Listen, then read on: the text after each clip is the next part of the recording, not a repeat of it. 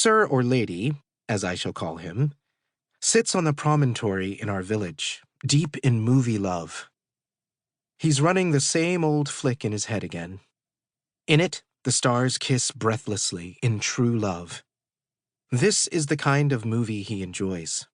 The movie guy kisses the movie girl, and they are one. I listen to Sir or Lady detailing this or that movie scenario and look for myself in every word of it. I don't want to exist much outside his thinking and regard. I'm convinced Sir or Lady's movie tales are his way of telling me he and I are one. He's a romantic, but a silent one. He says the movie girl overcomes her resistance to the movie guy, and then we know they are in love forever. He's never told me this part of the story before. He's never used that exact sequence of words before. Who is the we Sir or Lady is referring to, and what do they know? I'm off his screen, apparently.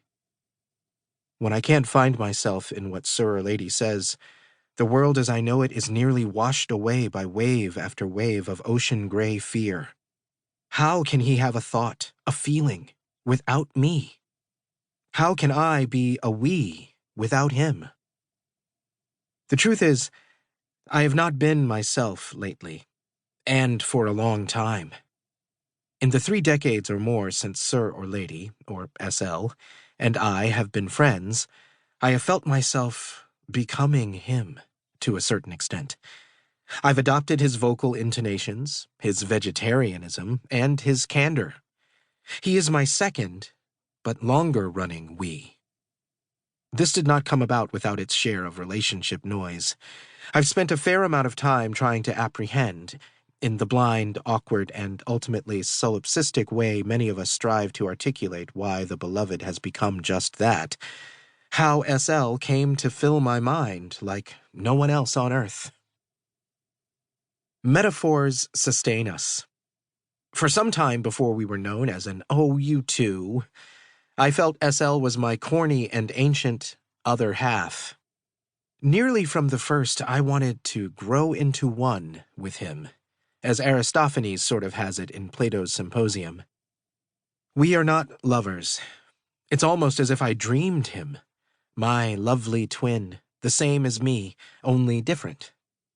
I cling to that story in the Symposium, of the two halves coming together in an amazement of love and friendship and intimacy, and one will not be out of the other's sight, because that's all I want to know.